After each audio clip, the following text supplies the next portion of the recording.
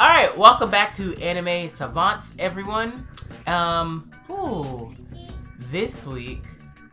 you go first. Oh my god, I didn't... This week, I am Itoki.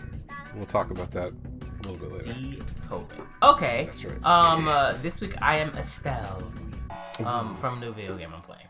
But, let's go ahead, let's get the... Is there any news that you wanted to knock out the way really quickly before we... There were a few trailers, not for this coming season, but the Netflix lineup for their like international whatever. There's not it's more probably what you think. I mean, the big news for some people is that Lookism is getting a look, no pun intended. Yeah. On Netflix, which I think is the second manhwa that they have paid for a non-live action adaptation for, but the first that they did, the name escapes me. It was from a little while ago though, so not like, I think it was like last year they had one, but an animated one? I think they did. I think there was one that was but nonetheless, like, it's a interesting move. I don't know how like I'm personally interested in seeing that series. Yeah, but we found out about a month and a half ago that Crunchyroll is still continuing its investment in Tower of God, at least. I don't know what their overall Webtoons portfolio is. Lookism is not owned by Webtoons.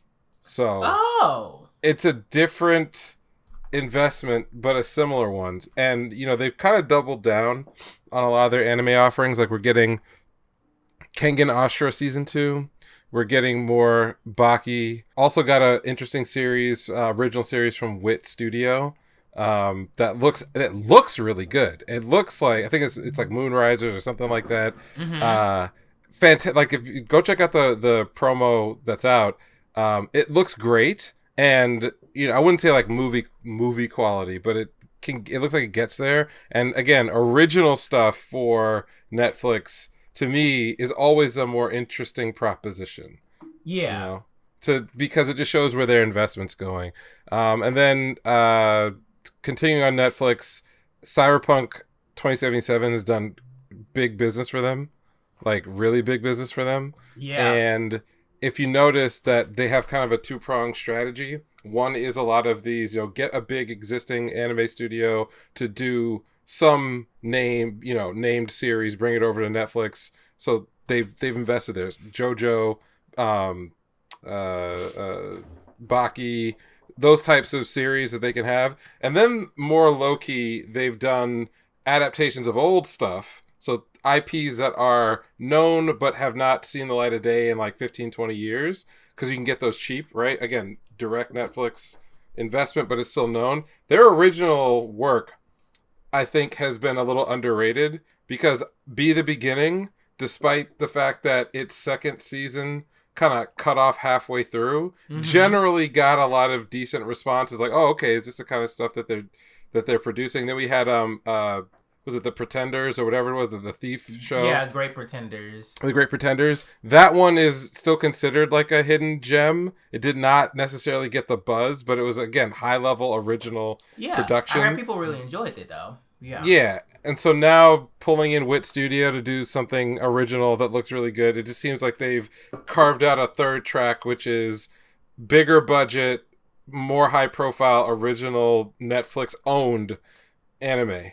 Which, as long as they're still investing in it with all the other cuts that have happened in their original animation, like, investments, I think it's just a good sign. I'm not saying people should just watch it because it's there. I mean, if you see the trailer and you like what you see, then obviously go watch it. But they're continuing, and so that has not gone away, even though the market has changed up a little bit.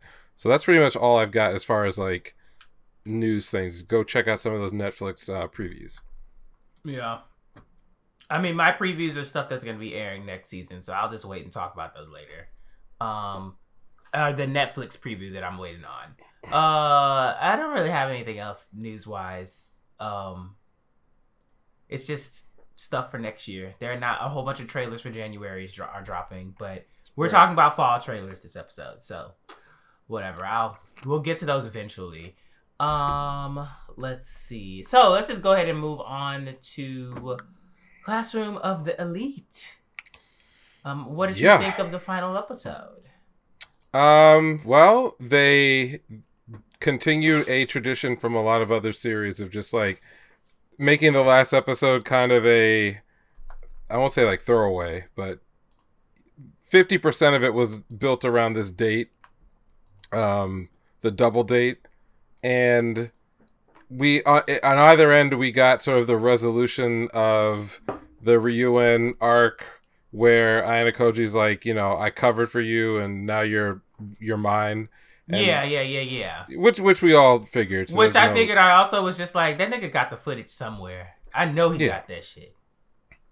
And we see that in the aftermath, like he got completely owned.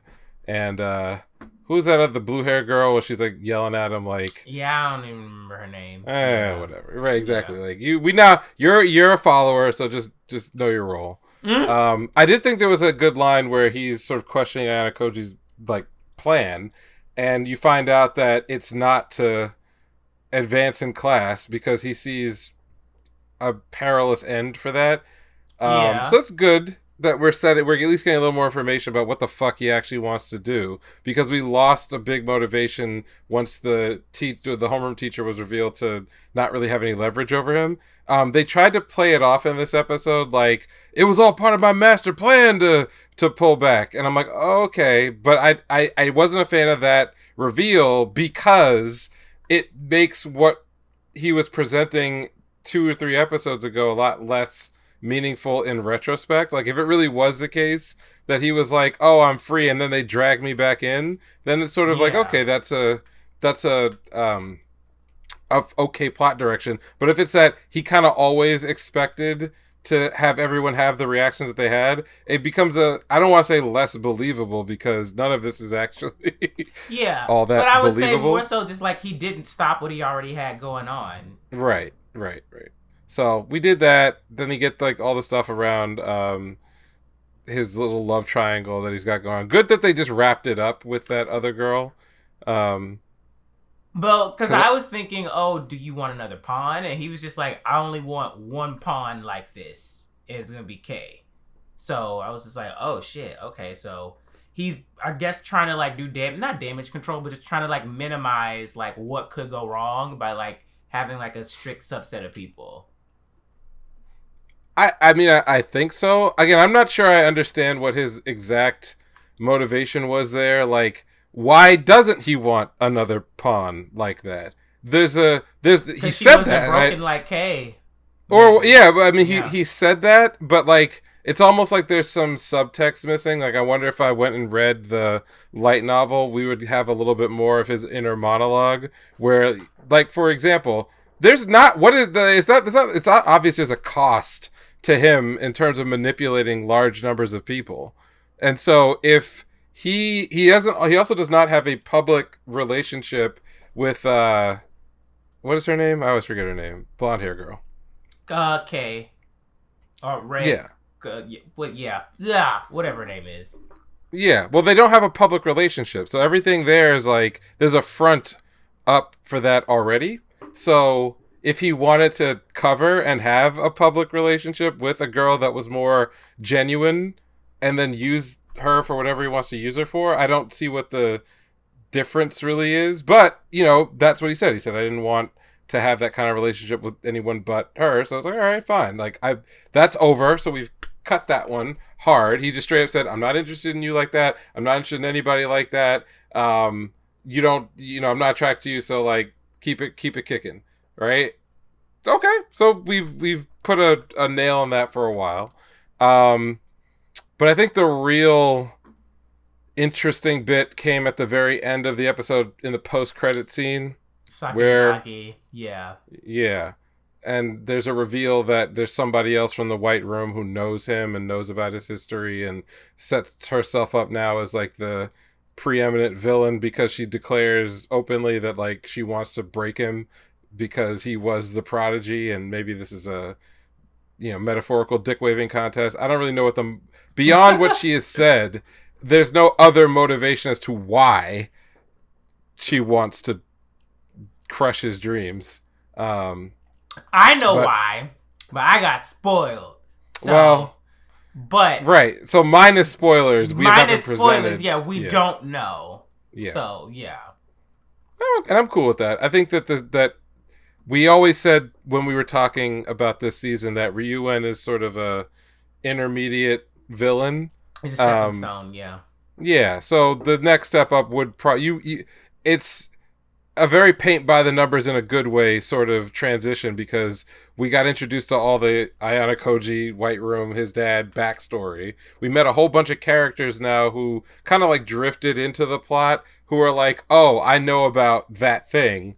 But none of them really presented themselves as adversaries. Even his own dad kind of got neutered as a primary antagonist for the moment in this season. So to have a villain for next season and beyond potentially that ties that together and then gives a good motivation for him to go and have a credible threat, someone who's maybe as smart as he is, as driven as he is, similar skill sets, more resources. That's great, because now you can have him fight as an underdog.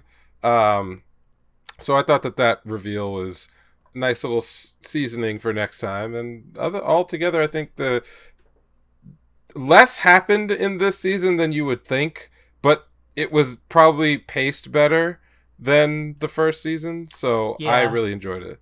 I kind of really want to go back and rewatch the first season just to like get more of a context, because I definitely feel like there was a whole bunch of things that I've forgotten. There are probably hints at things to come in the new seasons that are already like sprinkled upon the first season, but who knows if the author even thought that far back or ahead at that time. So we'll see. Yeah.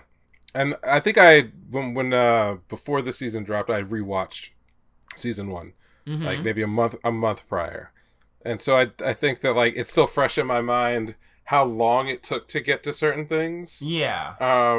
In between the two seasons, I think the pace again. I think that the pacing here was better, but if you really write out like what happened, we spent about half of the time on the boat and everything to do with that paper exam, and then there were like little mini 3 or 4 episode stories around like the school events and then the paper shuffle. Yeah. And then that was pretty much it. Which is okay. I don't think there's there's definitely a lot of context left out, because the light novel readers are just like, oh, but this and that and blah blah blah. It's just like, well, yeah, it's an anime adaptation, y'all. So like, right. And I don't think it would benefit from more like detail. Detail is not the issue. Yeah. Yeah. But okay. Wait, what else was there? I feel like did something else end this week that I watched? Made in Abyss didn't end. That's ending this week, not next week. Right. Yeah. Damn. I mean, whatchamacallit? Danmachi's chugging on along, but it's not over yet. And I honestly like chilled on that. Overlord ended last week. Did you watch it? I did watch the ending, and it was exactly what you expect. It's what I complain about with Overlord endings, that the seasons end kind of like on these weird, we're like halfway through saying something and then the show. So for those who are watching, we're at a point in the season where Ainz is sort of doing empire building, but there's a subtext here that like he's making an example out of different kingdoms that he's interacting with in this season to send a message to everybody else, like, hey, if you get on my good side, you'll turn out like this. If you fuck with me, you'll turn out like this. And so the conclusion I thought they were getting to was wiping out Elrantel, moving all the characters that he's been manipulating in that kingdom either directly to his side or setting them up as his adversaries in the future, and that they would just finish that. But we kind of ended with the actual assault on the main city. Like we killed Brain, even though he got frozen. Yeah. So clearly he's coming back. As like they'll like, you know, Cocutus will bring him back as like, you know, something or other. We set up that the princess is finally gonna show her true colors somehow, because she's been working with. She still hasn't. No, and she's been working with Ainz and is like a subordinate of Albedo at this point. She's been promised something. But, like, literally, all of Ainz's generals are entering the city and, like, causing mayhem, and then the season just ends. Oh, so is that going to go straight into the movie? I have no idea, but they've done this multiple times. There's, like, it's just not a...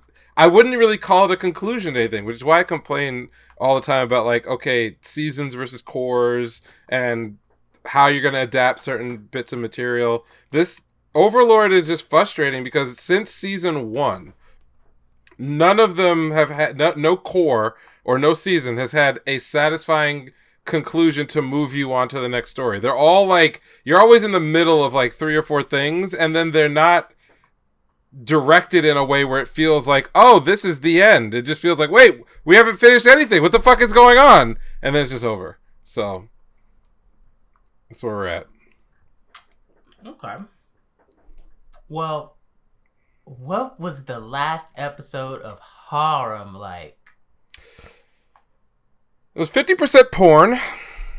Oh, only 50. So it got its revenge for the second to last episode that was all storytelling and world building. Okay. If I were to I think that they were not planning on getting a second season because they used the post credits to, like, show the introduction of every other girl, which tells me that, like, they just wanted to get this on screen and then be like, all right, we're done, goodbye. Because you wouldn't do it that way otherwise. But I mean, you know. But it's had enough buzz. I feel like. Well, it also depends on how well it does in Japan with, like.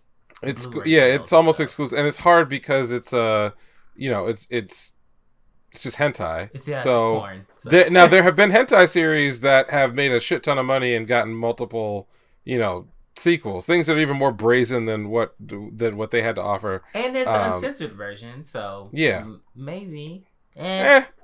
I mean, like, my takeaway again is that whatever the source material was and whatever the production team that they got initially, they clearly stumbled over some people with some talent, both on the animation side, the writing and directing side. It's kind of those things where it's like you look at some bios for, say, like a famous director or something, and there's like a blank space in the beginning of their career, and you find out they directed a lot of porn, and you're like, huh. I mean, I guess you gotta get your start in the business somehow. Yeah. But it felt that way here, is that there's some fucking talent that it's a shame that a lot of their best work was here, because there was a half decent story, world, set of characters, attention to detail in places that you otherwise wouldn't. And it wasn't presented as like a comedy. It was presented pretty flat. Like it was a serious sort of setting and storytelling and so on. Dealt with a lot of heavy subjects that were outside of the smut end of what it wanted to give. And as far as I can tell, if I go back through every single implied or illustrated sexual encounter, it was all consensual. And a lot of times when you do like the dark fantasy, but it's a hentai route, there's a lot of rape. Just to be clear, like that's what the fetish that they're sort of getting on. Same way, yaoi. Yeah, and when they're being cheeky about it, they'll try to slip it in as sort of like background, like, this is adult. Look, something bad is happening to that person over there.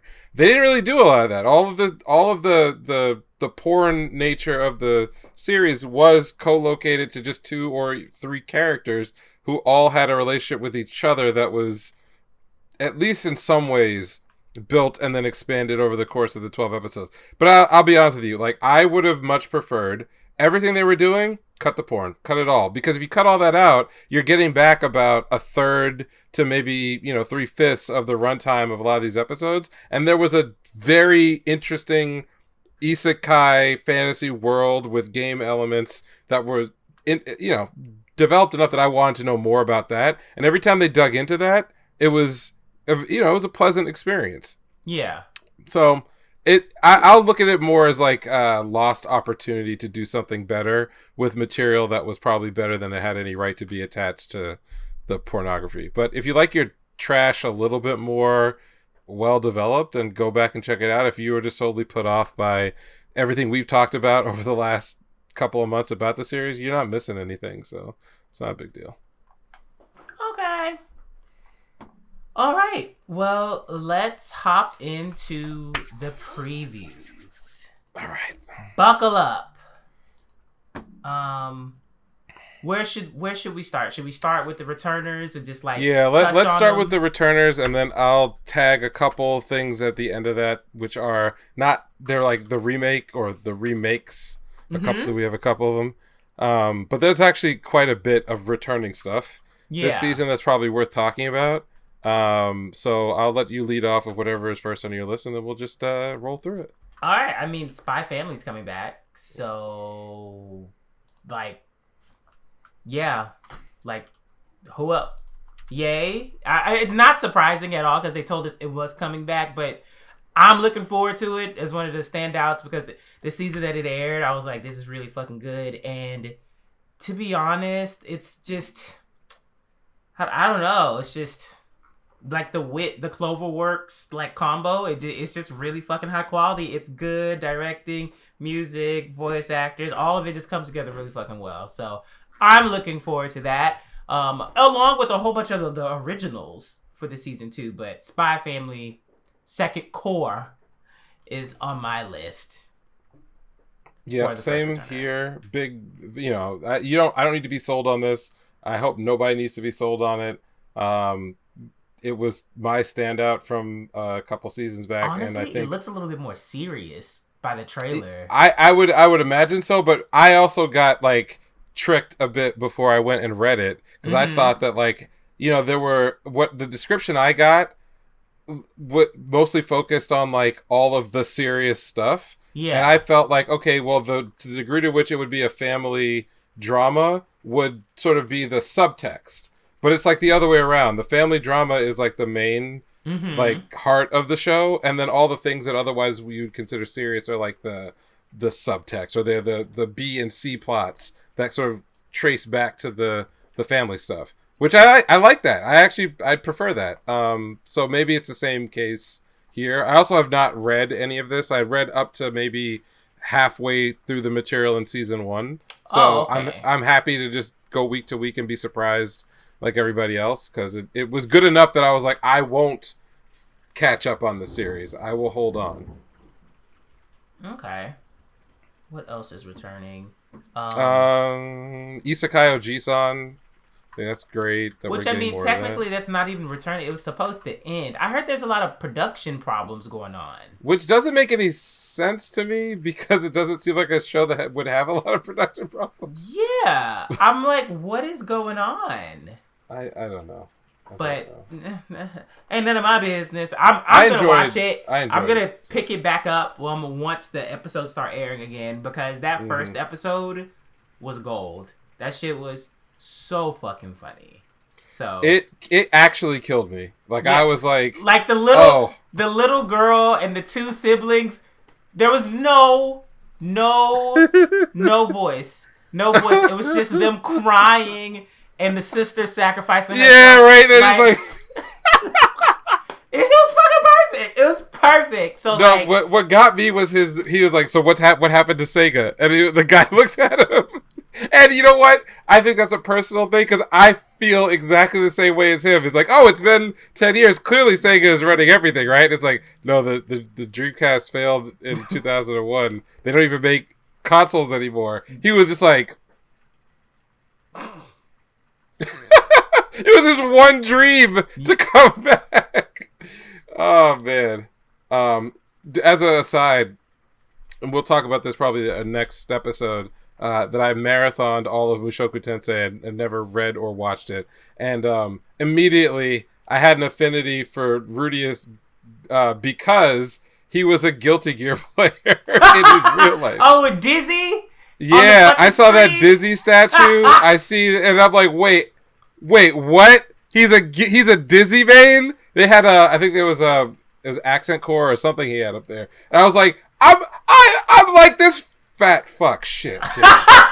Damn, he got me. No, he got me. Fuck. They had to draw him in somehow. They got to draw the niggas in somehow. So yeah. Anyway, I was a sucker for that, and I'm a sucker for Isekai Ojisan. But Isekai Ojisan is just funny. It's just good comedy. So whatever they have to finish this season, I look forward to. Yeah, they have 4 episodes or something? Yeah. What else is there? So My Hero Academia is coming back. I mean, yay. I don't know. I haven't finished the 5th season myself, so I'm kind of just like, yeah, yay. I mean, I get the vibe that this season's going to be a little bit more intense because it's actually going to be like heroes versus villains. Rah! It's the war arc. So this is it's a war arc. Oh, this is the war arc.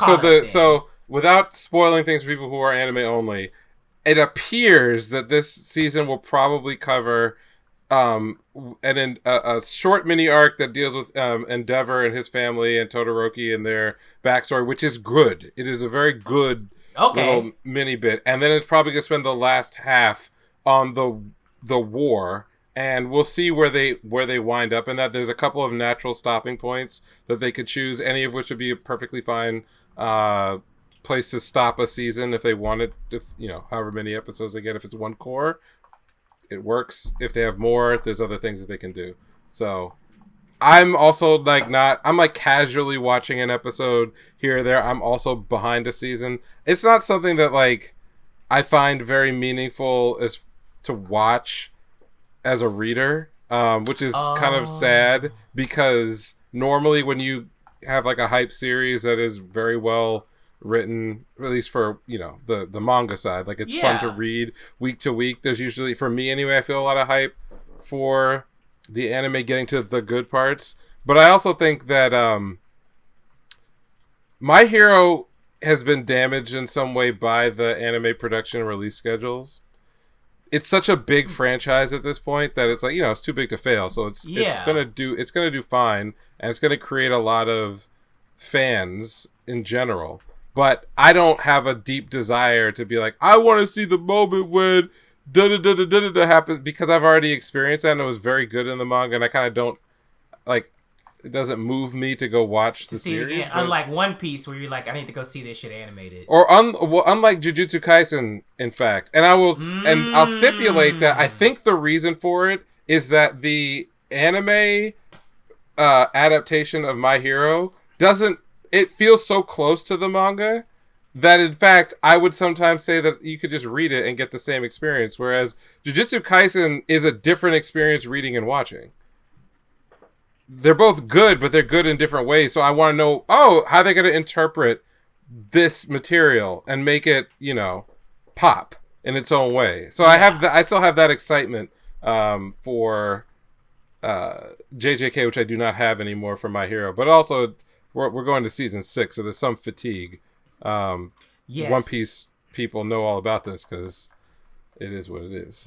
Even though it's some of the best animation that series has seen in its entire history. So, all right, so we have Mob Psycho coming back. We'll be watching. We'll absolutely be watching. Absolutely. I've enjoyed the second season. Was so, not that the first season was bad, but it was so much better. That first arc alone in the second season, I was like, what the fuck is this?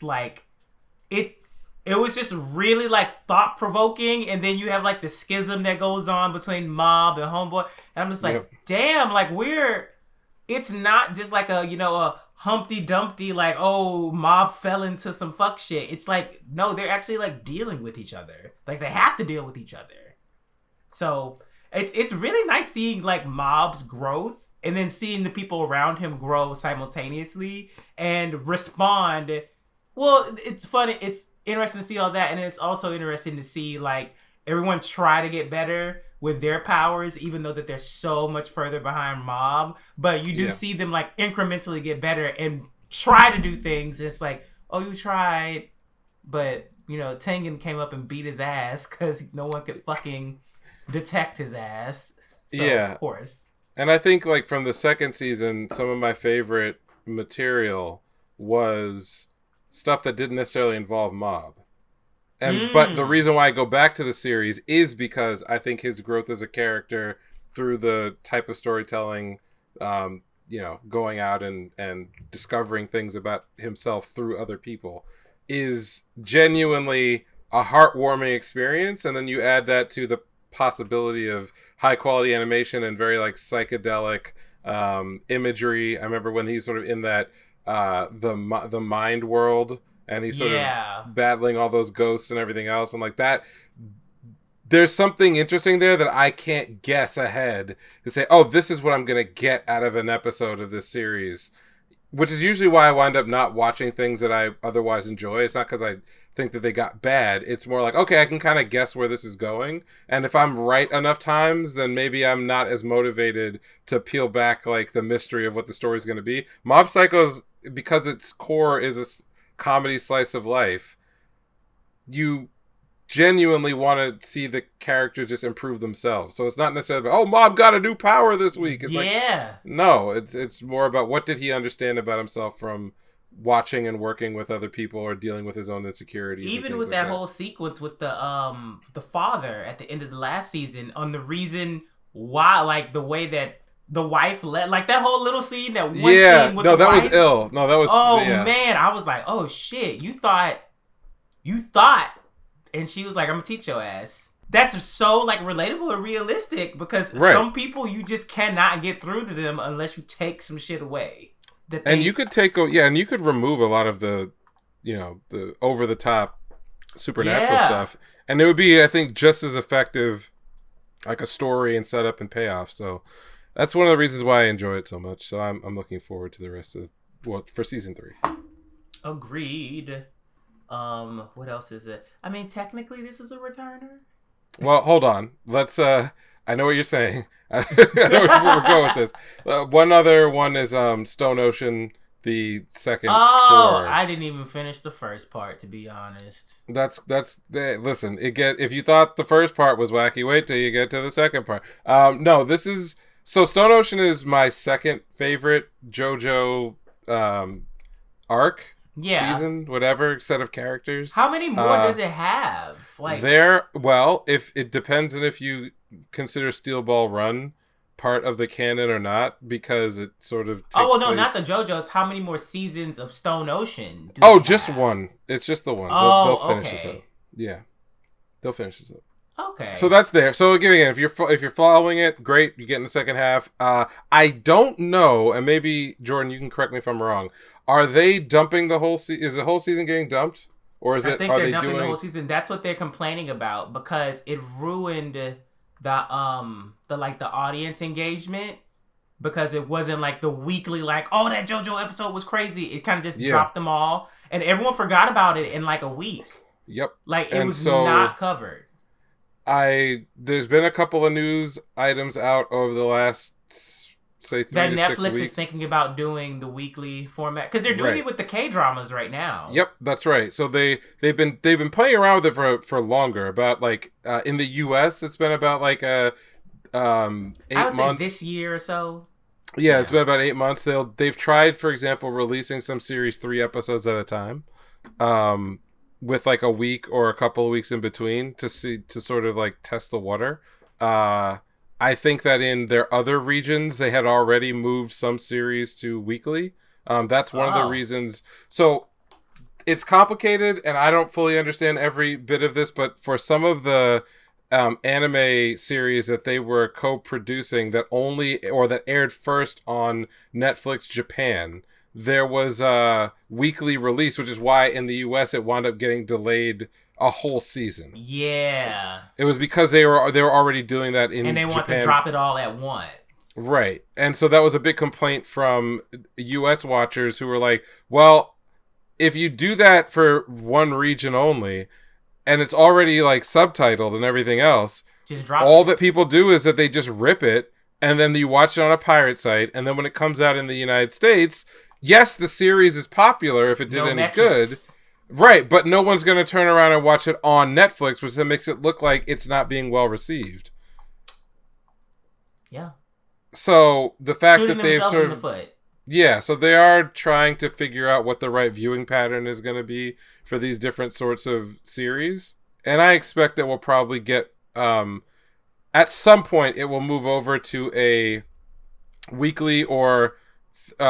let's call it like a month long cycles, where they might release 2 to 3 episodes every month, which actually, or rather, sorry, every week. So for a month. Oh, okay, yeah. Release I was gonna say that. Yeah. I like release 2 or 3 with the K dramas. Yeah, like, release 2 or 3 episodes. There's episode Monday and Thursday.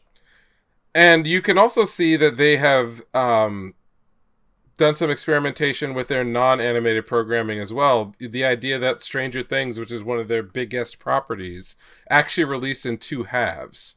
And they're doing it with You, season 4 also now.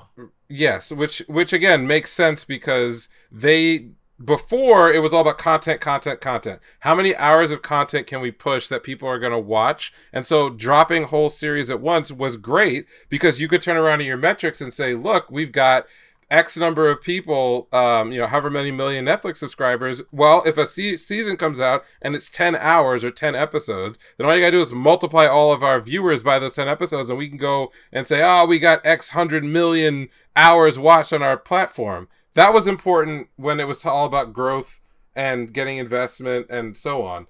These days, they have realized that the attention economy is actually worth a lot more to them. And the way to get people to... Constant attention. Right. The way to get people to buy Netflix subscriptions and hold Netflix subscriptions is the feeling that there's always something new to watch that is buzzing. Which, stop me if you've heard this before, but like, oh, I don't know, the usual television business where you have a churn. Yeah, cable. It's almost like they're realizing that they're at a point where now the cable retention model is what they need, which means they cannot afford to drop a new show every 2 weeks in order to keep that attention. On top of that, they have all these niches that their viewers fall into. I mean, Stranger Things is big, but because it crosses over a lot of boundaries, most of the shows they produce are not for every Netflix viewer. Absolutely not. Yeah. So Stranger Things ain't even for me. Right. And if you're not in that audience, then who cares if a whole new amazing series came out? You will never watch it. So now what they need to do is, like, if we're going to produce a show for the horror people, we're going to produce some romances, we're going to produce some comedies, we're going to produce this. It's actually in their best interest to spoon feed that out because those audiences now have a reason to keep coming back and, keep re-engaging. Kind of like how Disney Plus realized that they had to do it that way because they had such a small amount of new original content to push to the platform. So they spread out. Everything out, and it was weekly and da-da-da. They look more like HBO than they do like a Netflix, even though technically they're all kind of converging on the same model. So just bring that up. So that was all those aside, but Stone Ocean, the second half of the season, is dropping soon. Okay. And then the big one, the big one. The big one, Bleach. I mean, we've talked about it so much already, so it's like it's a given. So yeah, like, surprise, we're fucking watching Bleach. Fucking, you know what I will say is surprise. I'm surprised that I'm seeing so many people be like, "Oh, I just started Bleach," or "Oh, I'm just now like reading," and da da da da. And I'm just like, huh? Yep. What? Yep. But also, I guess I had this kind of like, anime initiation kind of shit where I'm just like, oh, if you got into anime, then you watch the big 3, or at least you try to. No. But that's not the case, at least anymore. It's been 18 years. Yeah, that's not the case anymore. Like, some niggas will basically be like, One Piece, what? No, it's too long. I'm not watching it. Bleach is too long. I'm not watching it. Naruto's too long. I'm not watching it. And honestly, I can understand that. Like, looking at the episode count and shit like that, I'd be like, I don't know about that. But also, I was the nigga that watched I found out about One Piece continuing to air when it was like episode like 400 or something. And all I did was just watch that shit until I caught up. That's all I did with my free time. I fucking did my homework and I was just like watching One Piece. That's it. I'm in the house. I'm doing it. So, I don't know. That was just, I didn't really expect it, especially with the fervor that people talk or compare their series to like series like Bleach and Naruto and One Piece. I'm just like, oh, I thought you niggas watched it. You just didn't. You didn't watch it. You're just like familiar with it through exposure, through other people talking about it and its tropes. So, yeah, that's interesting. But yeah, I mean, I'm not shocked by any of that. It's a very it's an old series, and so telling people to go back to something that was big and popular 18 years ago usually requires a hook. It's not. So there's like tiers to these conversations, and I don't want to get lost in like the tier 0, which is I don't want to watch it because it's long, or I don't want to watch it because it's old. Because there's going to be people, regardless of any other objective quality you want to bring up, they're going to make that claim, and you can't really move them off of that because they didn't. That's not they didn't logic their way into that. It's a big investment. Anyways. Yeah, or at least you think it's a big investment, right? But I'll leave that to the muckrakers who want to go scream at each other about like why that doesn't matter. Are you stupid? The next level up from that. I mean, there are people are saying that. Yeah. Oh. But the next level up from that is sort of this big 3 fatigue, where if you look at where anime is as a popular source of entertainment, it's maturing, and what happens is that people will find their niche that is well served. There's content for you, and then you kind of don't want to move off it. So when someone says like, oh, my favorite type of show is X, what they prefer is to be pointed at things that are similar to that thing. It's not a given that you have to have watched these 10 formative series in order to be well versed in anime, because there's enough stuff that's been around for long enough in your little silo that you could only watch mysteries, or you could only watch like horror stuff, or you could only, and then you have in terms of hours invested, you're the same as anybody else, but as far as like what you've actually interacted with, it's very limited. So then there's an argument about how do you move those people over to try other things and be open to it. Bleach and a lot of these long running series also have a lot of a stigma attached to them as, oh, you didn't watch this, you're not a real fan, right? And that puts a lot of people off. And One Piece is kind of the same way. And so I think that the argument about how long it is actually kind of a bait and switch. It's kind of sleight of hand there. That's the excuse somebody would give, but the real reason is that they don't see a connection between the stuff they like and whatever that has to offer. But they might see it if they watched it, but like, how do you convince someone to get into that? So that's like the next level. And to me, the most interesting level of the argument around it is, so you and I and a lot of people who are older, we did grow up with the big 3. And so because of that, you get channeled into these big viewing experiences that you kind of had side by side with a lot of other people, because most people's introduction to anime prior to, let's say, like the 2010s, where it was very easy to find streaming services and get access to backlogs and catalog. Correct. It was mediated by cable, or it was mediated by the internet, but in a way where I would come across Bleach at the same relative time, like within like a 5-year window of all the other people who are really big into it. You get caught up at the same time, and then you follow it through its end. And I think we forget a lot that you kind of have to recreate that experience for people well after the fact. And it's not enough to just say, oh, you should just, like One Piece, right? It's got 1,000 episodes. You should just start at this part and then start watching.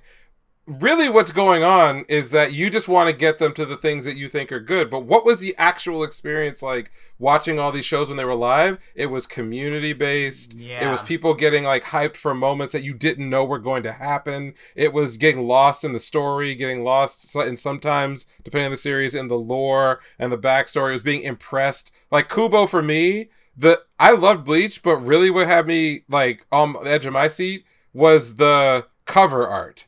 Every week. It was the style, because, I mean, what lore does Bleach really have? Right. Like, yeah. And how do you recreate an interest like that? How do you prove to somebody that this series is slick and cool and makes you feel like you're experiencing something cool when you're reading it? That's a hard emotion or a hard experience to explain to somebody if all you really want them to do is just accept that the show is good and that they should watch it. Because I would argue, you know, a lot of the modern series that have done very well, it's not because of these like objective qualities we want to put on them. It's that there was some experience that it was easy to communicate and then share with people. Like Attack on Titan. Attack on Titan is fine, but really what got people into it is that moment in the first episode where the Titan is looking through the, you know, like it's a Titan's head, and then the characters as children, and you're like, oh, this feeling of like dread. And horror and being overpowered. And then by the end of the episode, it's this feeling of a catharsis through the main character of like, I can fight these things in a cool way. Those two feelings, that's what you are trying to communicate to somebody why you should watch it. Not because, oh, Levi is so cool, or like, oh, they've got these gears that let them like fly around the city, or oh, the Titans, they have these powers. It's none of that shit. That is all, that's fine. But that's not why you got hooked on it. It's not even what the series is good at. It was good at giving you, whether it was the manga or the anime, giving you those moments. Bleach, Rule of Cool shit, was very good at giving you those moments and making making you feel like, oh, this is awesome. Naruto, very good at giving you a lot of emotional moments. People are like, oh, you should just go right to Shippuden. You go to Shippuden, you miss the village what's going on and Zabuza, and like you miss all that, which is the heart of the actual storytelling. The thing that they got away from, which is why the series sucks. But like all those experiences, that's what you're trying to walk people into. But the arguments that get made to get them in there are always about content. Oh, Demon Slayer, you see we cut the guy's head off, it looked so cool, the music was so great. Yes, all those things are true. That's actually not why the series is effective. That's just something that will go on like a tweet. You know, it'll be like viral. Right, it'll go viral. But that is not the reason why people who like that series like that series. So that's a long way of saying that I think that the conversations around like a lot of these returning series with people who did not experience them growing up probably should be moved away from, oh, I gotta watch 500 episodes to know what's going on, and more to, here are the types of feelings that these series were able to deliver and can still deliver, and if you like that feeling, then you will get that feeling when you watch it. And if you don't like that feeling, then it's probably not for you in the first place. I'm definitely coming from the camp of, when I was into this shit, it was some of the only shit that was offered and able. So it's completely different nowadays because, I mean, it's all on demand. You can find this shit, anything, categorized, and there's plenty of it. Because I definitely remember back in the day, it was just like, when I first started watching or trying to watch like simulcast shit, there was barely anything that I was interested in. Like a whole, like some shit like Yumikui Mary, I didn't want to watch that shit. I watched that whole fucking season, and by the end of it, I was like, I don't really like this. But, you know, it was one of the only things that was fucking airing. So I got into it. And while comparison to now, it's kind of just like, take your pick, nigga. Right, cool. Or how people be like, oh, you see like Elfen Lied? Oh man, it was fucking crazy. It's like, well, Elfen Lied that's all it is. That's the whole, that's the hook, the line, the everything for the whole, it's not like it's good. On the other hand, like Evangelion, there was a period, and we all lived through this, because you're old enough to remember it too. There was a period in the beginning when it was a thing that people knew about, because it came out in the 90s. It was a thing that people knew about, and they treated it like it was this avant-garde, you know, like highbrow escalation of what anime could deliver, forgetting for example that there were plenty of great movies, OVAs, and other things from the 80s and early 90s that also dealt with a lot of serious stuff, were well written, had absolutely famous directors and producers behind them, high quality everything, that were doing it before Evangelion was a thing, right? But it is true that one of the reasons why the series has endured is that it was a look inside of one auteur's mind and the shit that person was dealing with, but it was expressed through giant robots and biblical themes. And the fact that so many elements of that series came together in a way that arrested people's attention we lived to the point where it went from avant-garde to you have to have watched this to be an anime fan to the backlash to that, like, no nigga, I don't have to watch that to be an anime fan, to where we are right now, where it is, I think nobody is going on saying, oh, before you can get into insert the Chainsaw Man, you know, and call yourself anime, you gotta go back and watch Evangelion. Nobody says that, right? But I also think that the backlash also came down, where it's like, actually people looking back cherish the memory they had with that series when they first experienced it. And as have been remakes and everything else that explore different aspects of what the storytelling and the characters had to offer, all of a sudden it's like, oh, there's a lot of depth here. There's a lot of ideas here. And it's not ideas that are just Anos. It's ideas that maybe someone else can grab hold of and do something else with. And that's the evolution. I would like some of these older series to get to that point as well, where we can stop saying like, you're whack. You didn't read and watch Naruto from end to end. You didn't watch 1,000 episodes of One Piece. No. Just, I would prefer that people could be like, oh, well, I know what's good and you know, replicable about those things. I'm not gonna get into it the way you did because that era is over. You know, if I do find it enjoyable or I want to get into it later, then I'm going to have my own experience. But I cannot replicate what it felt like to get up, you know, knowing that in the afternoon on Adult Swim, you and, you know, 5 million other kids are going to sit down and see some of the hypest shit you ever saw in your entire life on television at the same time. And then you run off to the message boards where there's too many adults in there still. And then you go and then you go, you know what I mean? Like, you're not going to have that again. So you have to create better, interesting experiences that are now that people can have with that stuff and converse with it without screaming at each other or acting like idiots. Like, Bleach is going to be good. Just hold on. It's going to look good. It's going to sound good. Some niggas are going to lose their minds over when that theme comes in. Can you feel like number one? When there's some niggas are going to lose their minds. There's some niggas like, oh, this is what y'all were so excited about. This is, right? And then everything in between. So that's pretty much it. All right, let's bang the rest of these out then. Okay, I'll run through some quick ones. This is also a returner, Golden Kamuy Season 4. A lot of people fell off after 2, which I think was a mistake because actually it gets better and even better in 3. 4th season, I think will cover... I think 4th season will probably cover the extent of the ending in the manga. I'm pretty sure. So if you're into Golden Kamuy, it's one of those series where I've watched all 3 seasons. There is no quality change. Like dip. It gets a little bit better, but it's like such a well put together series. The music is great. I think there's a new opening song which I like a lot. So okay, that's coming. I don't know if you have any interest in that at all. No, I watched like the first 2 episodes of the first season, and I liked it, but I also was like, "Ooh, this is kind of bloody." I was like, "Shit." Yeah. So that kind of deterred me. But I mean, now I've watched so much other horrible shit. I'm like, nigga, you'll be fine. Just go watch it one day. No, I can give a nice recommend to it because it feels like it's not trying to do anything anybody else is doing.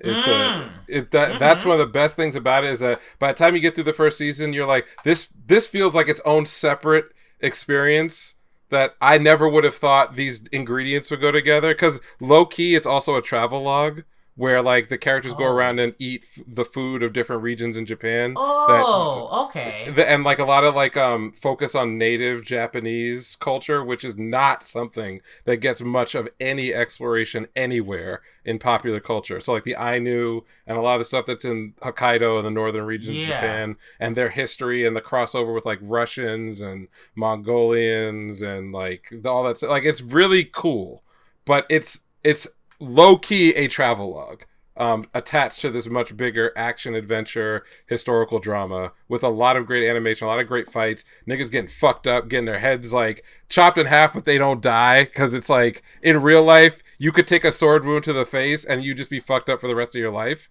you know what I mean? Like that. Like the main can't survive it, it's just not very right. The main antagonist got half of his head blown off in the war and it's just blown off. It's not like superpowers. It's not magical. It's just his disabled. Part of his brain is missing. My God. Yes. Okay. So that's coming back for a 4th season. Pop Team Epic of all things is getting a season 2. That was listen, I tried. It was so crazy. I was just like, I can't keep up. They were moving so fast. I was just like, bruh, it's so fucking fast. It's like a stark like contrast to like Nichijou. Yes. It's just like Nichijou was so much more like chill. Like it's the inverse of Nichijou. Yes, it's like oh my god! Like I tried to watch that first season of Pop Team Epic, and I was like, you niggas are all over the place and going at fucking times 5 speed. Yes, I can't. Keep up. But if you had asked me in a vacuum, once we found out in the West that it was a hit, because it was a hit in the West. It was. Yeah, it was 100%. It did really, really well for Cartoon Network, and it was unexpected. It was like cheap comedy it's a 4-coma adaptation, and it was cheap as fuck, and it did very well, and then disappeared for a while. But we're getting a season 2. I think it's actually going also direct to Warner Brothers Discovery.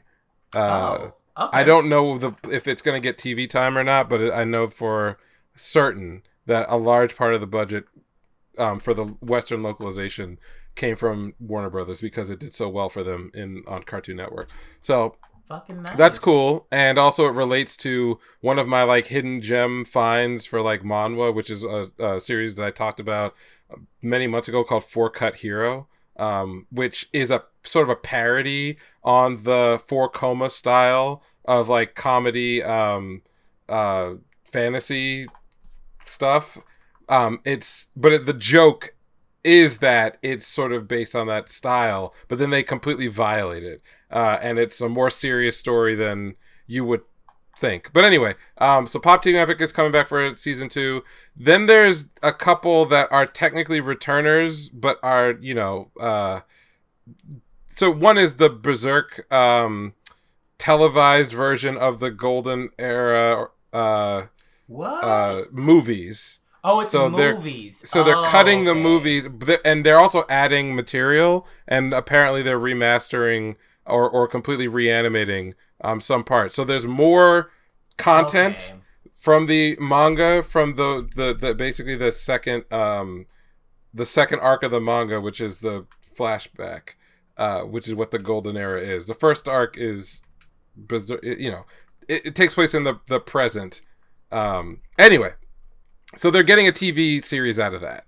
So I'm gonna watch it because the movies are great and they're adding more scenes, and I love Berserk, so that's gonna be cool for me. I don't know if you have any interest in that one at all, but I would recommend, if you have not watched any Berserk, that actually before I would say go watch the movies, but if they're doing a TV version, kind of like what they did with the Unicorn TV edition of the OVAs, and they're adding stuff to it, this might be the definitive place to start with a new introduction to Berserk.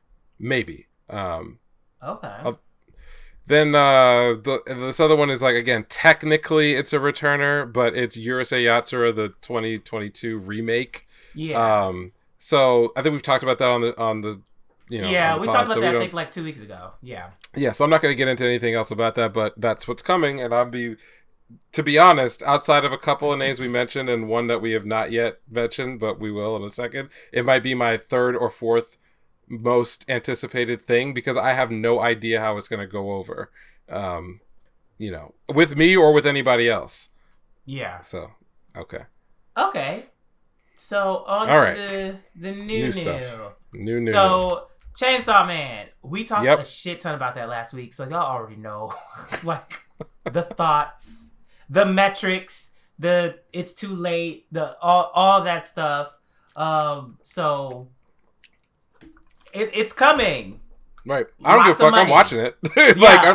We were just talking last week. I'm watching that shit. Lots of money. The trailer looked fucking phenomenal. Like, just absolutely. My fucking God. Just the literal eye porn. So I'm ready. I don't know anything about the plot. I'm completely unspoiled. Let's see where it goes. And yeah. There's gonna be a lot of niggas upset because the best girl in the series is a lesbian and make no bones about it. They're gonna be mad. They're gonna be mad that there's no shipping because she ain't into that. Oh, well, but that's not gonna stop them from some dojins, but still, I know. good. Yep, they're gonna be mad though. Those dojins. Oh, I can convince her. Oh yeah, like oh, she ain't been a nigga like me before. Yeah. Okay. What's now this one? I think this is one of the ones I'm primarily excited for. Oh shit, I forgot this is a returner also. Sorry. To Your Eternity is coming back.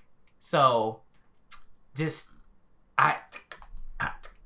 I don't know what to tell you. If you like suffering and crying and continual like hope and despair being like spun on you, you should watch To Your Eternity because it was too much. It was too much for me, and that says a lot. I mean, listen, how far did you get?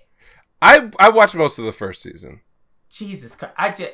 It is non-stop. Like up until the final episode, I literally was just like, okay, and then they were like season 2. I'm like, oh, yeah. of course, there's more. Of course, there's fucking more. And they did a time skip in the last episode, so I'm kind of just like, oh great. Oh my god. All the things that they set up in that final episode, I'm like, oh, we're gonna go straight into fuck shit. First episode. Like it's for sure happening. I'm so glad that baby was not conceived. Whatever the fuck she was trying to do. Like just insanity. But looking forward to it. But beware if you have not experienced it. It is it's a lot more heart-wrenching than Summer Ranking. Okay. Ranking of Kings. It's way more heart-wrenching than that. But yeah, the next new thing that I'm sure we're both looking forward to is the Eminence in fucking Shadow. Yep. This trailer, I've watched all the PVs. I watched all the PVs with the girls, like each little individual thing. I'm like, this shit looks so good. And then when they got to like the so it's an isekai?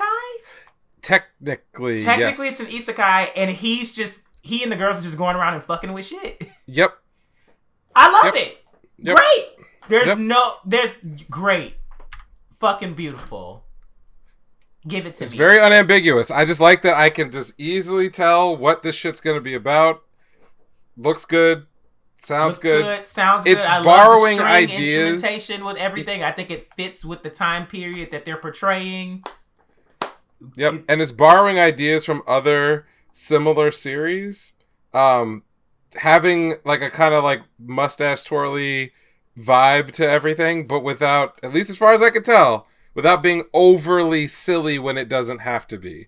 Because you could get hints of like, there's Code Geass in there. Yes. There's Overlord in there. There's, now that I've seen it, some Mushoku Tensei in there. Yes, he definitely gives like Lelouch vibes. Right. There's a lot of that stuff that is over the top, but it's over the top for the benefit of me, the viewer, not necessarily for canonically things happening inside of that world, which would take it from being rule of cool crazy to being goofy and stupid. Yeah. Like a joke. So we'll see if they can keep that balance in the actual show. But I like what I've seen at every level so far. Yeah. I can't fucking wait. It looks so good. I'm definitely going to be there day fucking one ready for it. Yep. The other one that I think may fall under the radar for some people is Shinobi no Itoki, which they're doing.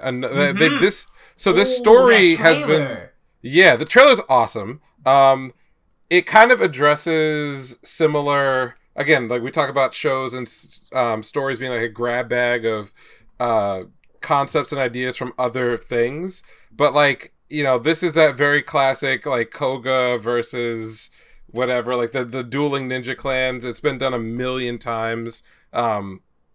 Sometimes very good, sometimes not so good. Techie ninjas. Yeah, but these are like high-tech ninjas. I love a lot of the aesthetic of sort of corporate, cold, high-tech, world building and style, but then bringing it back around with like very classic ninja tropes. Yeah. The throwing stars and the smoke bombs and the abilities, but because this is not a goofy series. This is seems pretty straightforward, like action kind. There's probably some romance in there because usually that what do you recall the name? There was a Basilisk. That's what it was. OG series Basilisk, but it's a retelling of a very like common story from like Japanese culture of like two different warring ninja clans. Usually it's like kind of presented as a Romeo and Juliet, a story where like the young scions of both of the clans kind of have like a secret romance, but then somebody from one clan gets killed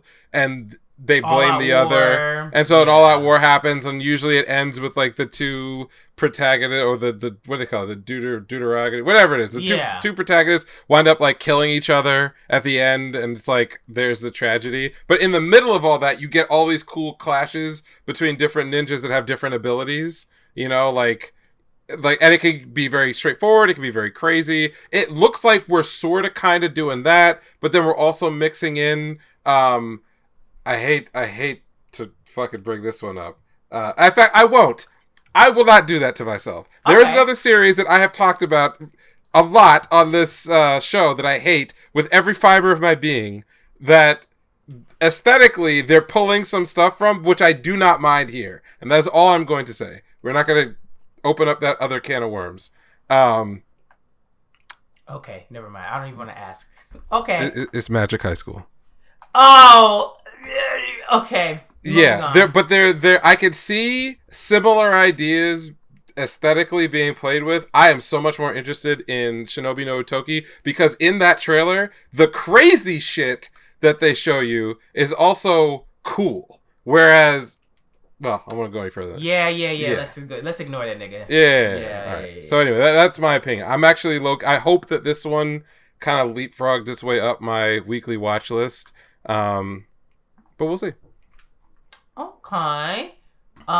So I will be watching Reincarnated as a Sword. I saw that. That trailer, I enjoyed that trailer. At first, I was like, this looks so like what the fuck. But I mean, this is what they do. This is what they do with the isekai and shit like that. Like the full name or whatever it is, like what it is on the damn book. It's a light novel adaptation. That's true. That's true. I was like, you know what? Let me go read it. I was like, they got the little lolly girl with this big ass sword. Then I watched the trailer. That's the hook right there. It's a lolly girl with the sword. It's a lolly girl with the sword. Then I watched the trailer and I was like, yo, she's handling these niggas. Like, wait a second. Like, it's actually like she's moving that bitch. Like, it looks good. Slicing orcs in half. Like, the sword's able to move by itself. I'm like, you know what? I'm going to give this some attention because honestly it's in my lane too. Since like I watch Pretty Cure, so I like seeing like the like perceived like weakness of like women just like wash niggas that are supposed to be like so much stronger than them. So that's a good point. Very good point. So this is right down my fucking lane. Like this is just like yes, I want to see this little girl like just fuck niggas up like with the sword like. Okay, sure. Let's. I'm in. I don't know about everybody else, but I'm in. I think that like, if I watched it, I wouldn't be offended by what I saw. But there's a part of me that is so like jaded and cynical that the only thing that's gonna get me back is gonna be like that. I reincarnated as a vending machine or something that stupid. Oh my god! It's. Well, no. There's a fucking show coming, I think, next season about like a handyman gets reincarnated as part of a dungeon party. Like, I'm just like, what the fuck? It's just, I mean, I'm not even mad about it. Like, I was for years just frustrated with the endless cycle of isekai garbage that was just plowed down. And it wasn't like it was. Every series was bad. It's like it just all was targeting this. Yeah, and it was targeting the exact same audience of which I was not really a part of. But now that it's like gone to the level of like farce, which is that it's part of that cycle of ideas where things get beaten to death so bad that like the meta critiques and comedies of the old model of the story become themselves the focal point of critiques and comedies. So you've moved so many levels deep in the irony that it's like you might as well just genuinely like shit again because we're so far past making any sense. I think that's kind of where we're at right now. So I'm not offended by any of these shows. It's just like, god damn. Like, Another can we... one. Yeah, exactly. Like, can we just go back to basics? Like, can we get to that part of the cycle where like you have to regenerate, and so you go back and you take like the ideas and try to make like classics out of that, and then start over? It's been 20 years. That's all I'm saying. Like, let's try. Yeah. But yeah, it does sound like it's fun. I may give the first episode a look, and then I will never speak about it again. But at least I'll look at it. Well, is there anything else that just on your plate? Because there's one big one for the both of us. A whole bunch of shit. I got a whole bunch of stuff. Oh, do you want to save your big one for last? Well, yeah, because we'll both be on it. So yeah, keep going. Keep rolling. We'll both be on. Oh, I don't know. I know. What the fuck? I'm acting like I don't know. I know what it is. Okay, yes. Well, so yeah, I have a lot of shit that I'm definitely checking out. This one I'm probably gonna watch like 1 or 2 episodes, and it's going to have to like hook me in a good way, or else I'm just gonna watch it randomly like one Saturday all the way through and be like, that was what it was. But I've somehow gotten stronger when I improve my farm related skills, primarily because it's not an isekai, and I'm kind of interested to see where the premise goes, because basically he wants to be like a farmer or whatever, and like the more he's into farming and the better he gets at farming, the more he's just like a hero, and so people are being basically like calling on him to save the kingdom and shit like that. So I'm interested in seeing, is there some kind of like fantasy like grade system? Does he have like some kind of skill from birth, etc., etc.? If there's nothing like that, if it's literally just like C tier anime, then I'll be like, all right, well, I may or may not come back, may or may not, who knows. So the test is whether it's vanilla or not. Yeah, because I had that same thing with Banished from the Heroes Party. I was like, this might be... I'm interested in the premise, but let's see. And after the first like 2 or 3 episodes of Banished from the Hero, I was like, this shit got something else going on. What is this? So I'm giving other series that like look and have like a similar feel chances, because you never know. You'd be fucking surprised. Like some of that, like Banished from the Heroes Party, the end of that season, like niggas was getting washed. Like they were going at it, and that's not the vibe that you get from the opening song nor those first few episodes, but you can tell that there's like a sense of unease like all throughout those first few episodes where you're just like, this is not about this fucking pharmacy. I can tell you that shit right now. So maybe this will have something different, similar. My next one, Blue Lock. I don't really fuck with the sports animes like that, but niggas scream bloody murder about this one, so I'm gonna at least check it out for like a good like, it's 24. I'm gonna try to like go through the first core. If I'm not hooked by like episode 6 or 7, then I'll be like, maybe this just isn't for me. But I'm definitely gonna give it a try, because I want to like see what the hype is about, because there is hype behind it. I just think that it's getting overshadowed by all the other juggernauts. So there's that. Holy shit. I'm the villainess, so I'm taming the final boss. Primarily watching this one because it gives me the same sense of like the other villainess show where like the girl got reincarnated as the villainess, and then she ends up with like a reverse harem and shit like that. That show, I didn't get to the second season, but that show was, first of all, it was hilarious, and it was just like really good slice of life. Just this girl just wants to do her own fucking shit. Leave her alone. Just like let her live her life. She doesn't want to fall into the trap and things like that. While this one seems more so of the first episode came out already. Well, oops. Guess I should go watch that. Just noticed that. But I'm gonna go watch that soon. But it definitely gives me like a romance kind of interest, like romance comedy thing, which is why I'm checking out, because I'm like a romance comedy kind of guy. I'm definitely not getting Horimiya like, oh my god, this is gonna be crazy. But moving on to my next one, which definitely gives me Horimiya and bitch, it's gonna get messy, and bitch, it's gonna be good. More than a married couple, but not lovers. This shit looks good. First of all, production value I love like the pinkish like palette that they have going on with it, and just like the colors look so vibrant. But the premise is like they're taking a marriage training class, and the MC ends up with a gyaru girl, or like she's not full gyaru, but she's like she is the popular girl in school. And his crush ends up with like the popular boy in school. So they're all like living together doing marriage training, and it's gonna get messy. It's gonna get messy because I know they're gonna deny having feelings for each other, and they're gonna want to go back to the others. And then when they go back to the others, they're gonna see them for who they actually are because they're not looking at them through rose-colored glasses. It's gonna be a blast. I'm fucking ready. I'm like, now if I'm wrong, I'm wrong. I'll be disappointed. But it looks so good. The trailer was I love both trailers. It looks. Let me ask you a question. So. Does it need to be more trash, or does it need to be more serious to work for you? For me, it needs to have a decent balance. So like it had like the tags are like comedy, drama, romance, school. So those are similar tags to Horimiya.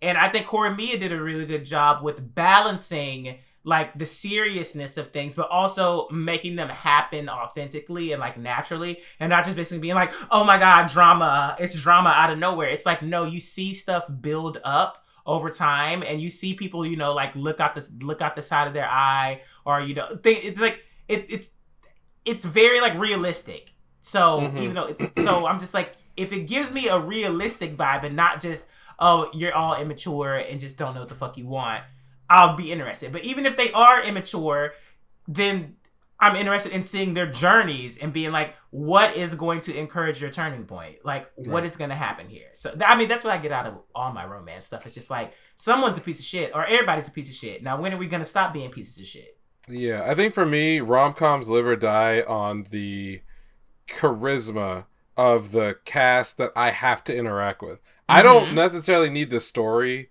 itself to be particularly great, and like I probably lean more on the trash side than like the serious side, because how like the setups for these things kind of have to be goofy, or at least they have to be contrived in a way where whatever the hook is, it's gotta happen. And you can force it to happen with something. But I think that romances need that comedic aspect to carry it until the hook can come through. Correct, because you can't just speed it along to like this bitch is breaking down in the hallway now. Like, right.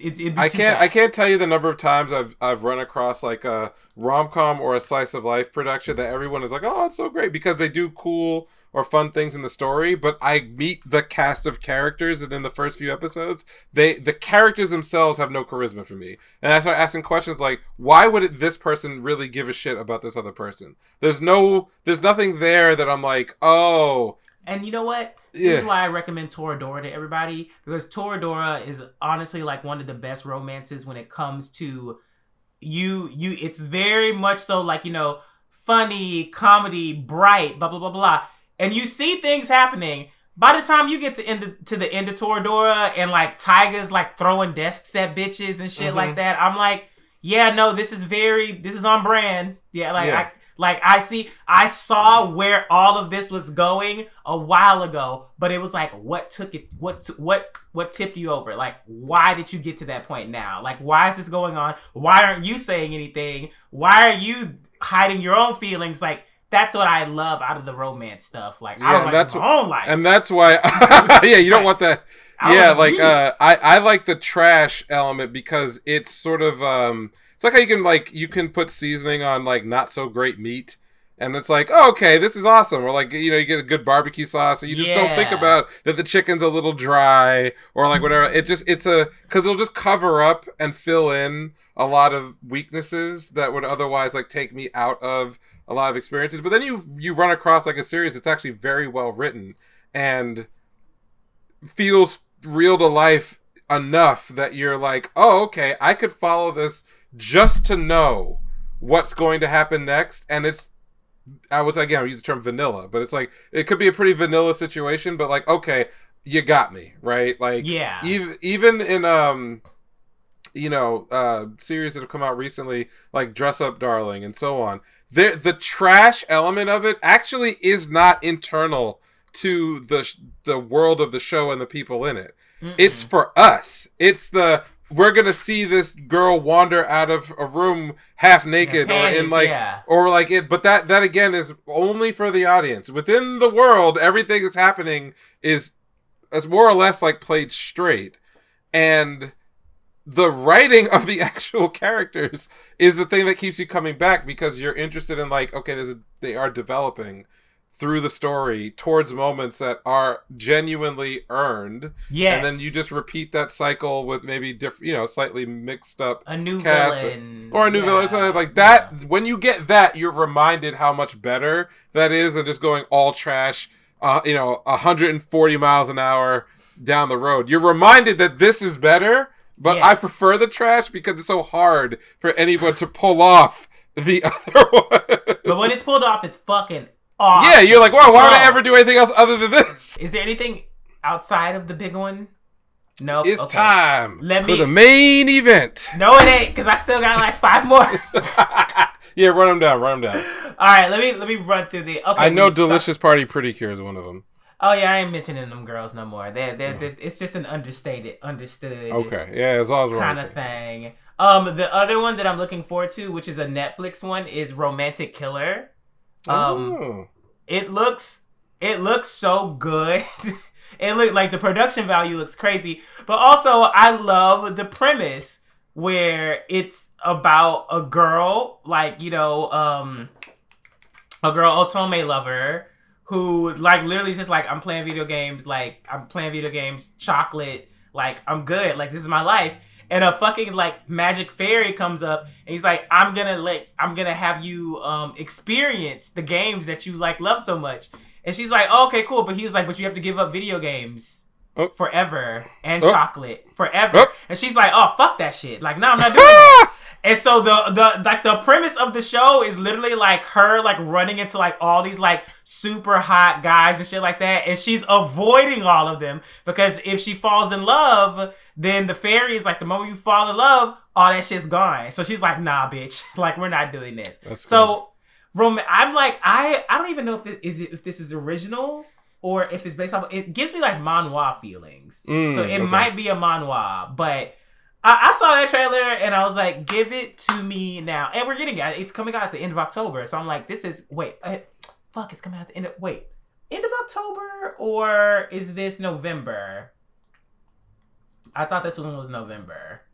I think it's October 27th. God damn it. But yeah, so that means it's part of the next, it's part of the next season. So, but anyways, that was a really good one. Clearly, I like we've got some romance contenders. Season. Like we really do. Was that it? I think I'm considering watching an episode or 2 of Bocchi the Rock only because Okay. I'm considering it only because I hear it has a really good team behind it. Like a really good team, but I don't know if I can cuz I didn't watch what's the original, like, the little girl rock band show? Shit. I know what you're talking about. I know. I have all their songs, but I never watched the show. Love the songs. Love the music. Never watched the show. Damn it. Yeah, it's the after school, the T Club. K-On!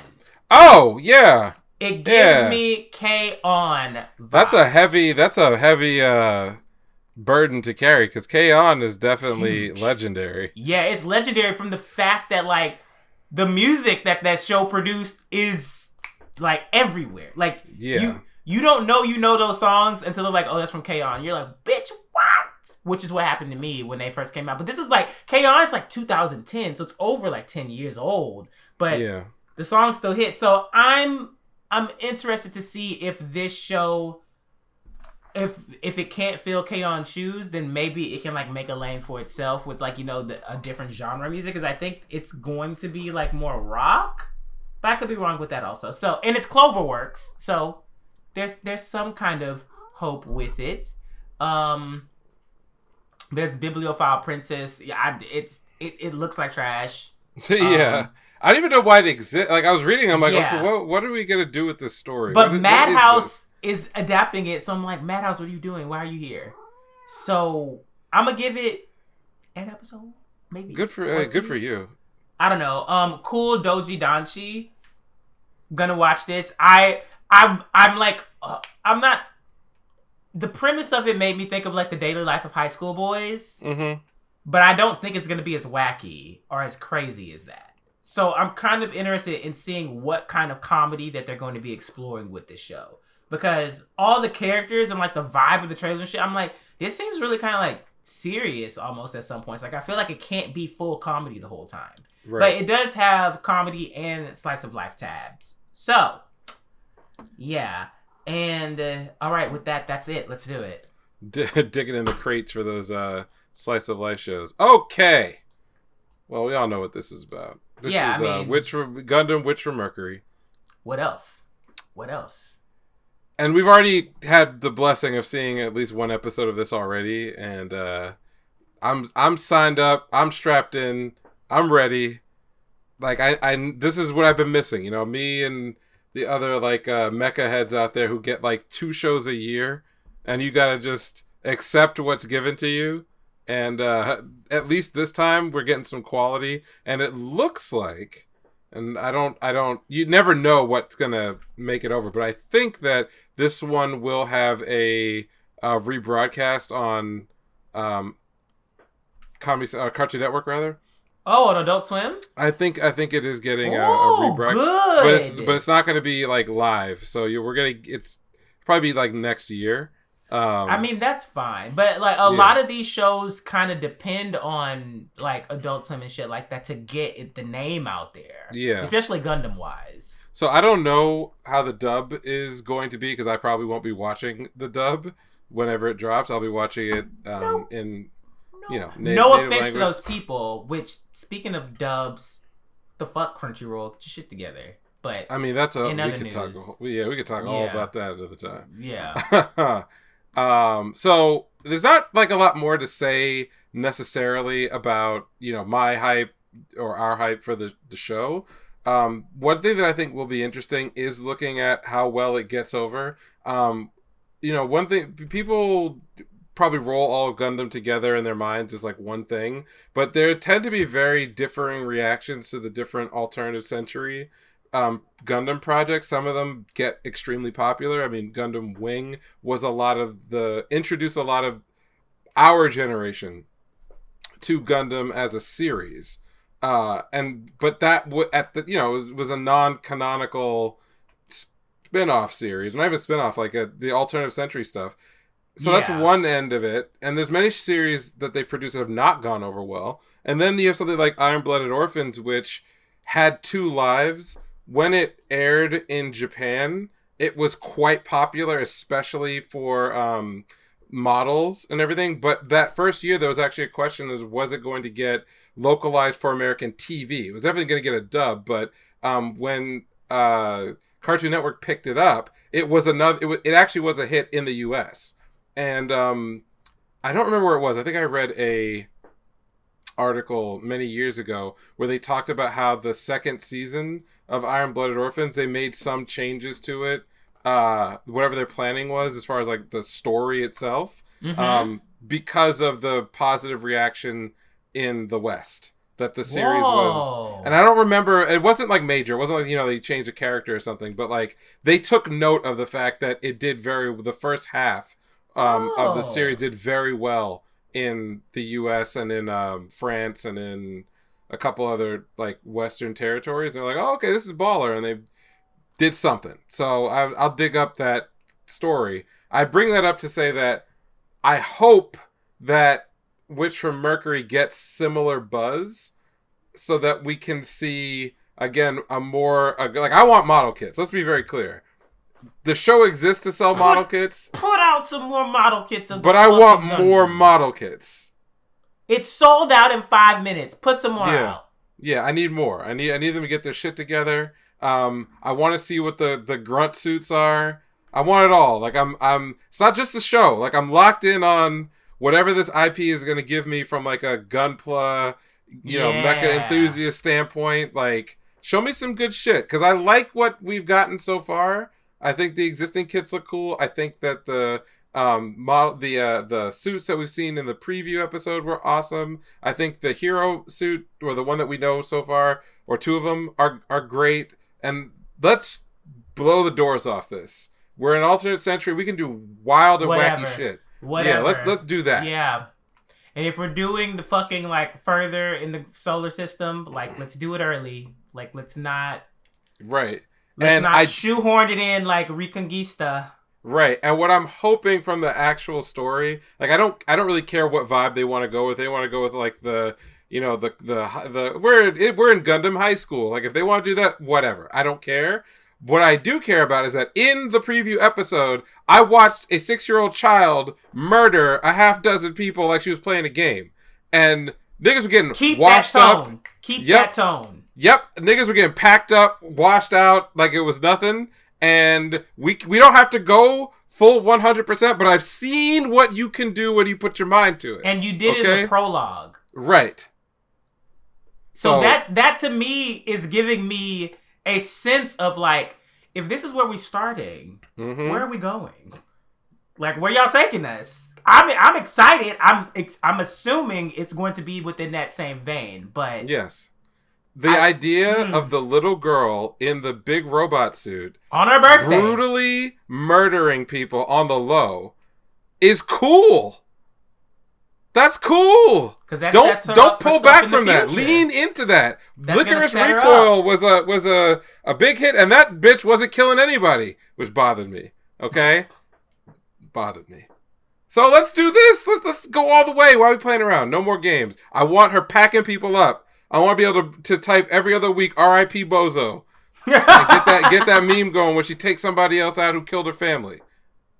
Happy birthday to you. Let that shit be fucking let that be her fucking battle theme when she turns it up. The happy birthday song. Niggas getting packed up. Yeah, let's go. Let's go. I have very high hopes for this. And if it doesn't go there, it's fine. I'm saying that's what I want. I mean, I think that I'm very interested to see the people who are, like, so into, like, build divers or, like, build fighters. I want to know, like, are they planning to include... What elements does this show embody that they are going to, like, try to reach out to that demographic and bring them in with it? Because I'm not assuming that they're abandoning them. Because it's huge. So, no. But also those were, like, the seriousness of those were just nowhere near, like, 00, G Gundam, Wing... V, Turn A, like, all, like, it's nowhere near, like, that soap opera-esque, space opera, take. So it's not they're not a serious show. Yeah. Because it's all mediated by the aspect of this is all a game. And so whatever stakes... to sell the Gunpla. So. Right, and whatever stakes in the story they want to build, it still has to be, like, you have to keep in mind, we're talking about a show about a game. And speaking of Gunpla, did you see that they've started, like, the second round of testing for, like, an actual, like, build diver, like, system? Yes. Now, I'm talking about these shows, but I will be spending money on that shit. I'm just letting y'all know right now. I will give them money for it. And they're, like, you can only scan, like, the new parts that they're producing. I'll buy it all over again, bitch. It's a brilliant idea, and I was hoping that it would one day get to the point where the logistics... Because it's not really like a... You always have, like, a game that's connected to whatever. Yeah. And they've done versions of that, I mean, in Japan especially, with, like, pod-based simulator. Like, they've had the idea, like, okay, you can... get a physical thing, you're able to scan that thing in a game system, you can sit down, you earn stuff against your account, you like even some of the Gundam verse like the multiplayer versus games do something similar, but you just have a card, right? So the idea of unifying the Gunpla aspect of buy plastic, put plastic together with a video game that you can import what you have built into that game with making it very easy to do that feels very no-brainerish, but you have to get all the infrastructure in place to justify doing that. I know, like, I don't know if in New York there are any left, but Round One, the arcade chain, they are a Japanese company, but in like 5 or 10 years ago, they tried to do an American expansion, and so they built one that was actually near my house, and that was the first time I saw like even mundane gaming IPs that are from Japan.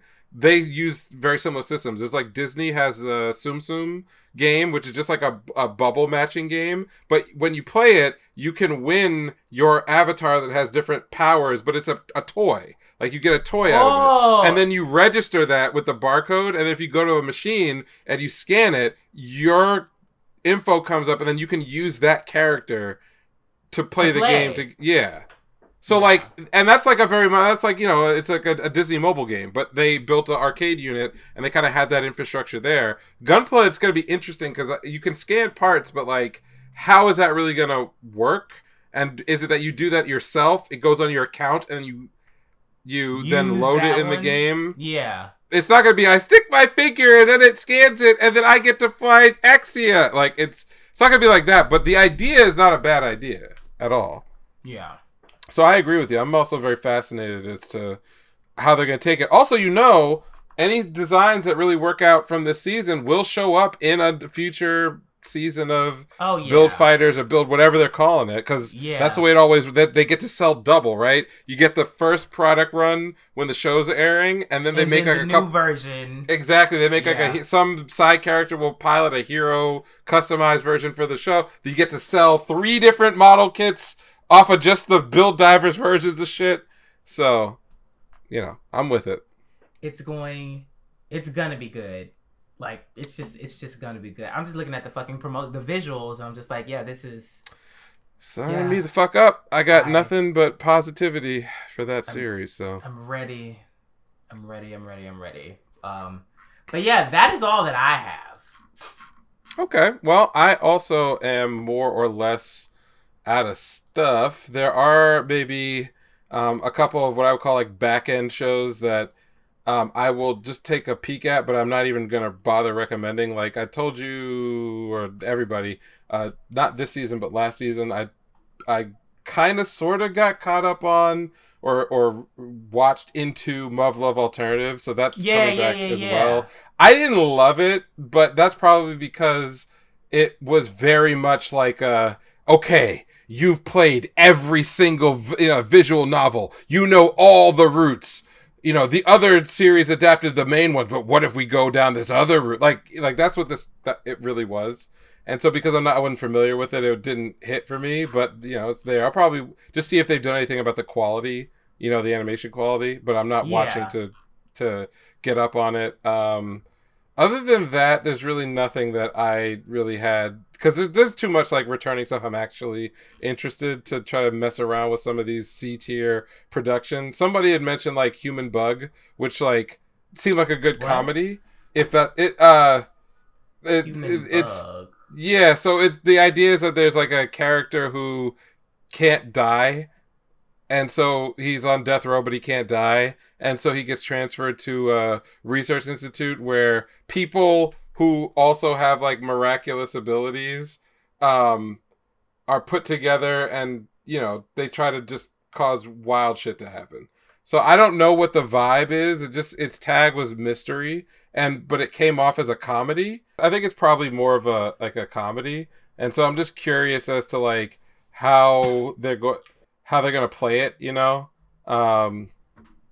So that's about it, because it's in that very like 2D panel, slightly animated style, and I'm always a sucker for weird little things that feel like art projects but don't feel like a fully developed series, just to see what it is. But yeah, I'm pretty much out on everything else. So I do have a kind of a double recommendation for the week. So I'm always very interested in like digging up what you would call like new series that do classic things. And one of the areas I think has been underserved weirdly in the last like 5 years again are classic shonen. No frills, no bones about it. Like shonen structure, power systems, development, little gimmicks. Give me more of that. And there's actually surprisingly less, especially the manhwa space, because of how dominated it is by like isekai related returner stories. That's that's everything. So whenever I run across one, like I think a couple weeks ago I recommended Player as an example. I ran across another one called OO Parts, which again is a very straightforward shonen with a battle system that starts out pretty simple, but as you kind of get into the mid chapters, you can see that the author was taking notes from things like Hunter x Hunter, but then also like the OG classics like Dragon Ball, Fist of the North Star, whatever. But it's a light touch of a light touch of a series. So it's never like you never take it fully seriously, but it's got a clean art style and enough like ambiguity with the main character and some of the subplots going on to remain like just a quick read. I think they're in the range of like 70 to 80 chapters so far. So it's a pretty, it's been around for a couple of years and I've enjoyed catching up on it. So that's like one recommendation. The other is a little different. It's a series called, let's see if I remember. It's I'm the Novel's Extra or something like that. I think it just goes by the translation I saw that I read just lists the title as the Novel's Extra. So the concept is that the main character was a light novel writer.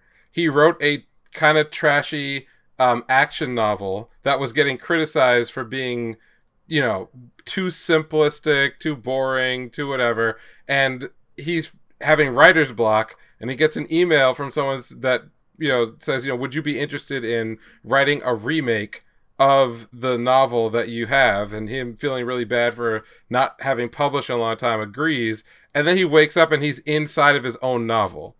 But he's not playing the role of any of the characters he wrote. He realized that he's an extra, someone who like doesn't even have a name or a face, and then gets kind of locked into trying to affect the events of the plot that have been taken over by a co-author who was one of the people criticizing his novel.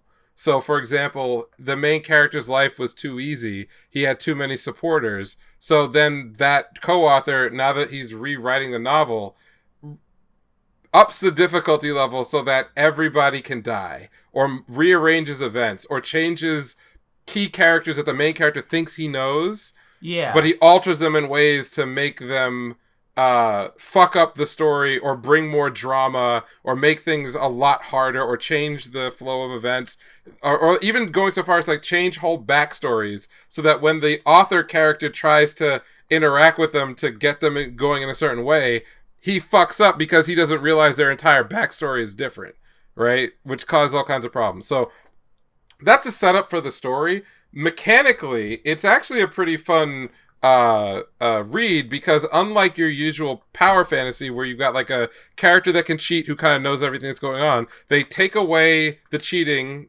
the rampant cheating very early on. They create a lot of uncertainty because the main character becomes the unreliable narrator, which I think is a really cool use of that literary device, but transposed onto a character who does not realize it, or realize it at the last moment. Still does a lot of like the traditional, trapped in a game, returner style storytelling where they think they know everything, but they actually gave the main character some real flaws and mental health issues that stem from the fact that he had a reasonable life. It wasn't like Mushoku Tensei where he was like, I was a loser and now I'm stuck in this where I could do it again. No. The main character had a life and things that they cared about, people that they cared about. So him getting stuck in his own scenario fucks with him. Like, okay. I would like to leave. I do not want to be here. I also do not want to die. So it's, again, kind of a light touch. It's serious in a place that needs to be serious. But I've enjoyed, the 30-odd chapters that are out as well. So I can sort of put a pin on that one and say, if you come back to it in 6 months or so, it'll probably be at a hefty place where you could really dive in all the way. But you know, it's good enough to pass the time. And I was like I was a little surprised at the ways in which it tried to deviate from a very set formula that you see in a lot of these types of series. So the two things I was recommending are OO parts for shonen, and then the novels extra for, you know, your trapped in a game, trapped in another world type storyline. And I enjoy both of them. So. Oh, okay, cool. My recommendation this week is also a manhwa. Dangerous Convenience. It's a BL. What should I say? I'm primarily recommending it because we've come to, it's in season 3, so there are like 77 chapters. Because BL seasons, they've been getting shorter and shorter, which I actually like, because like it's getting to the point like very quickly. And I think we're at the climax of the story, so I'm comfortable like recommending it because I feel like it's gonna end soon. So there's not much wait or much like, you know, fuck, I read this and now I'm waiting on a week. It's like, no, I think it's almost there. So basically, it's about a college student. He works at a convenience store. Let me preface this. This is a very smutty one. It's very, very smutty. But it's a college kid. He works at a convenience store. He's already done his military service. So I think he's like mid-20. He's like 24, 23, 24. And he works at a convenience store. And the convenience store isn't in a bad neighborhood, but it's like known for just having like nonstop gangsters come in.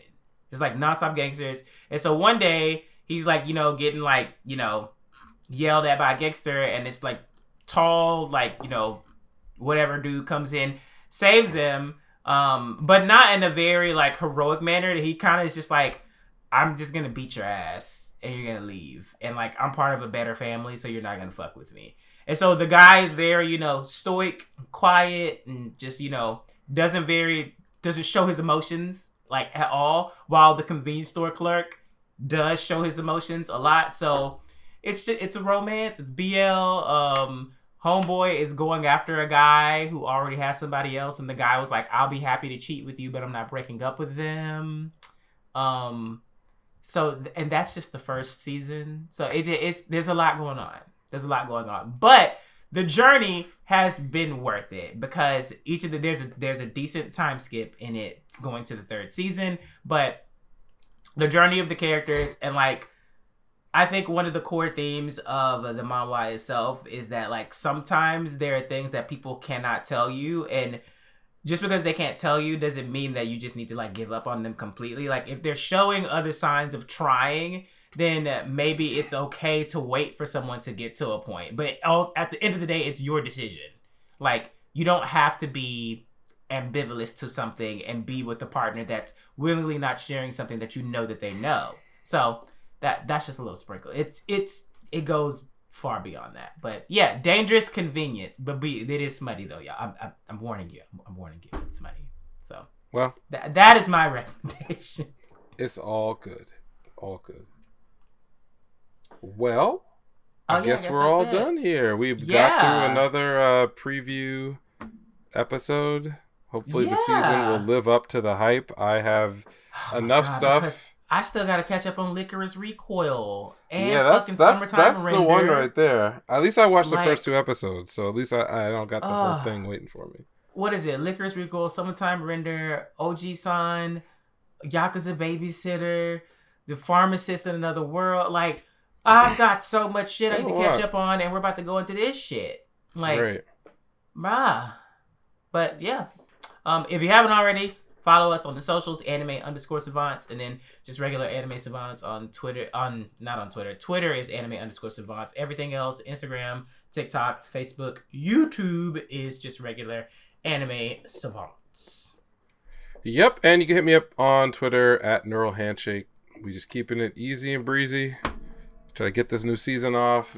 Nothing wacky or wild. I'm not watching any porn series this time, so I could just focus on good vibes instead of sus stuff for the rest of the season. I just want Witch from Mercury to be as good as I need it to be. That's all I want. I do. I have faith. I have faith that they're gonna pull this shit off. Like, not that I didn't have faith, because I mean it's a Gundam. I'm gonna watch it regardless. Yeah. I think this is gonna be real, real good. I agree. All right, y'all. Peace out. Bye.